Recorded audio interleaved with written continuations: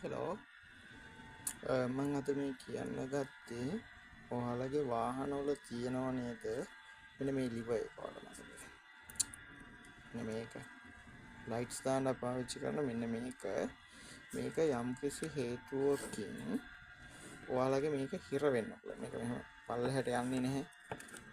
හිර වෙනවා. මෙහෙම පල්ලෙහාට යන්නේ නැත්නම් හිර වෙන්න පුළුවන්. මෙහෙම මේක එහෙම උඩට ඉස්සුවා පාස් ලයිට් එක ගැහුවා. ඊට පස්සේ එහෙම යනකොට අපිට දැන් හෙඩ් එකයි ගහන්න ඕනේ මෙහෙම පල්ලෙහාට දාන්න. මේක යම් කිසි වෙලාවකදී හිර වෙනවා.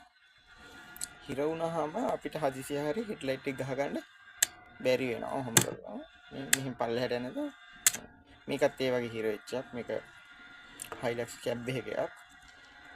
මේක ජපානයෙන් ගේනවා නම් රුපියල් 50000ක් විතර යන ටොයෝටා එකේ. අපිට මේකට කරන්න පොඩි දෙයයි. මේක ගලවලා අරගෙන මෙන්න මෙතන තියෙන පොඩි ඇන දෙකක්.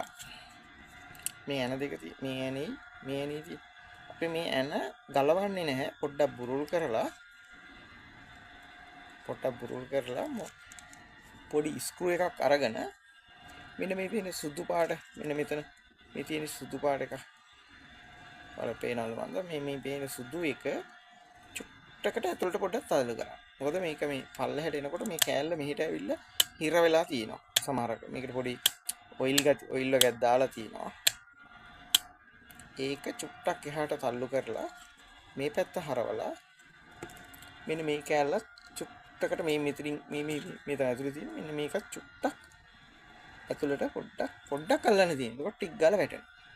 වැටුණාට පස්සේ මේක ලිවර් එක ආයේ පරණ විදිහටම එහෙම ඔන්න පාස් ලයිට් එක ඊට පස්සේ පල්ලෙහාට අපි අතින් ගාවන හෙඩ් ලයිට් එක. ඒක වැඩ කරනවා. නැත්නම් මේක අපි කඩෙන් ආයෙ ගන්න ගියොත් රුපියල් 50000ක් විතර වෙනවා. ඔයාලට පුළුවන් මේක හදන තැනකට ගිහිල්ලා මහත්තයා මේක අපිට ගලවලා දෙන්න.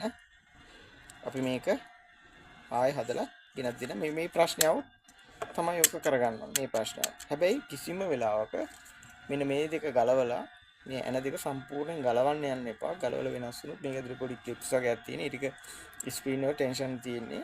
ඒක පැන්නොත් ප්‍රශ්නයක් වෙන්න පුළුවන්. ආයෙත් මේක සාමාන්‍ය විදිහට වැඩ කරනවා. නැත්නම් මේක රුපියල් 50000ක් වෙන ටොයෝටා එකකින් ගන්නවා නම් ටොයෝටා එකෙන් අනික ගෙන්නලා දෙන්නේ. මේ ගේන්නත් මාස 3ක් විතර ගියා යාලට. මේක හයිලක්ස් කැබ් එකක. එනවා සුළු දෙයක් තමයි වෙලා තිබුණා. හරි. thank you.